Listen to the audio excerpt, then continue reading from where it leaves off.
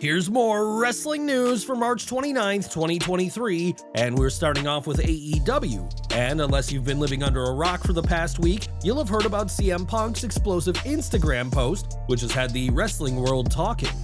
Refuting a claim that he refused to lose to Jon Moxley last summer, Punk claimed that it was actually Moxley who unprofessionally refused to lose, and now he has responded. Speaking on the sessions, Moxley revealed that at the time of the Punk feud, he was not under contract, and after his stint in alcohol-related rehab, he did not feel ready to commit to a long-term deal with AEW. He explained, "The entire summer, I was not under contract. No contract, free agent. I was at SummerSlam weekend wrestling Desperado and the day of SummerSlam. Suplexed him on a bunch of aluminum cans and cut in half. It was dope. I could have walked into SummerSlam that night with the AEW belt if I had been so inclined. Nobody knew that because I didn't put my out there in the world and everybody know every thing about my business. You know, I was not under contract." Speaking about Punk's recent claim of refusing to lose, Moxley pointed out that given he wasn't under contract, if he didn't want to lose, he'd just not show up to AEW, adding, "I basically don't work there. For all intents and purposes, I don't even work here. Tony Khan is not my boss. I don't even have to be in this room. I don't have to do shit. So even me being in this room and offering and agreeing to a storyline, that puts you over at the pay-per-view. If anything, I'm bending over backwards. For Tony, and for this dude, Punk. And for the company and everybody. I didn't have to. I didn't have to do shit. If anything, I was bending over backwards. So that's it." While Punk reportedly wants to return to AEW once he is fully healed, the vast majority of talent are against that idea, and we're pretty certain that Jon Moxley is on that list. Whether Punk ever returns or not, that's a decision Tony Khan will have to make, but doing so will likely only cause more problems, especially with the very devoted Moxley. Now, WWE is always on the hunt for top-tier talent, and right now, there is one huge name that is currently a free agent. In late 2022, Nick Aldis left the NWA and didn't hold back about his issues with Billy Corgan, but could attempts for WWE to sign him be thwarted by somebody in the company? During Wrestling Observer Radio, Dave Meltzer said that on paper, Aldis makes a lot of sense for a top WWE signing, and he certainly carries himself like a top-tier superstar. Meltzer also acknowledged, though, that some time ago, Bruce Prichard had serious issues working with Aldis, which could severely hurt the Brit's chances of making it to WWE. It was also pointed out that at 36, Aldis' age could work against him when it comes to WWE, as the company typically likes to hire younger talent they can use for years, if not decades, to come. Bruce Prichard may not be WWE's head of talent, but he will no doubt be somebody that Triple H consults. And do you want Aldis in WWE? Or would he have better luck elsewhere? One name who we won't be seeing in WWE is Bill Goldberg, as it was confirmed this month that the former Universal Champion is no longer under contract. Goldberg's contract with WWE expired on December 31st of last year without either side being able to reach a deal. And we may know where Goldberg's much-desired retirement match will happen.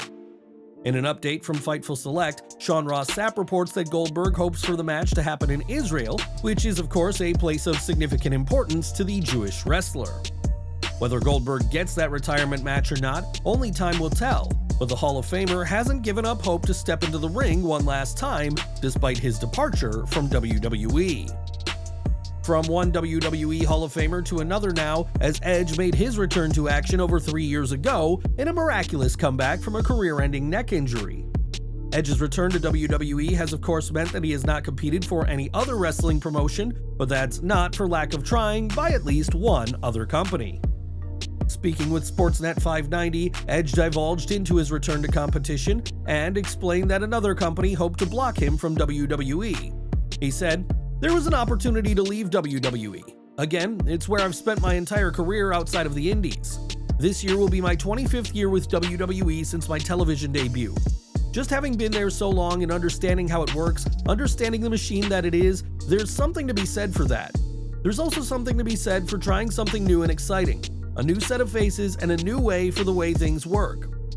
Edge added that he's always been a loyalist when it comes to WWE, as that is the promotion he grew up watching and ultimately believes that WWE is where he would have the most fun. While Edge didn't disclose which promotion tried to win him over, it has been believed for some time that AEW wanted the Rated R superstar when they first started, and was Edge right to turn down Tony Khan? Or should he have signed and become All Elite? In January, WWE went public with their plans for the company to be sold, and have even brought back Vince McMahon to try and find a buyer. As we've previously reported, WWE is preparing to accept first-round bids next month, and it appears that a new buyer could indeed be found very soon. In a report from CNBC's David Faber, they reported that the sales process is going quite well for WWE, and that some sources have described the situation as hot and heavy. People who doubted that WWE would ever find a buyer are now more convinced than before, and said that Nick Khan stating recently that Vince McMahon would step down again if requested has helped make WWE more appealing. Speaking about who could indeed be the next buyers of WWE, Faber said that an educated guess would be Endeavor, the parent company for UFC, and said that UFC and the WWE could be merged into one new company by Endeavor, though with separate shows.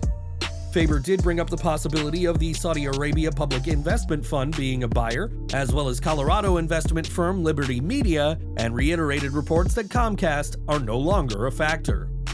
With McMahon hoping for around $9 billion for his baby, whoever buys WWE will need some deep pockets, but those who were sure a buyer would never be found aren't so convinced anymore.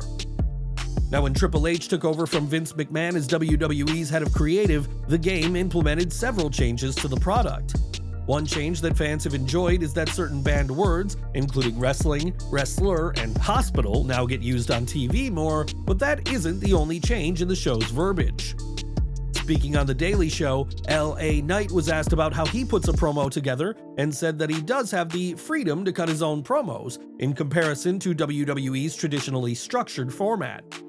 While WWE traditionally has had promos scripted word for word on the roster, some of the very top stars got to improvise, and it's interesting that Knight is allowed to craft his own promos as well. It's been reported that Knight is a personal favorite of Triple H, and Zero News has learned that the former Eli Drake and Max Dupree is considered the #1 choice backstage for this year's men's Money in the Bank ladder match.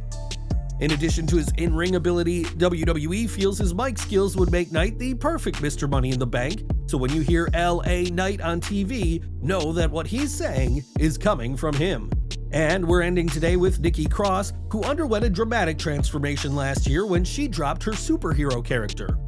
Since then, the Scottish superstar has been a mainstay of programming on Monday Night Raw, and that will continue despite what some have said.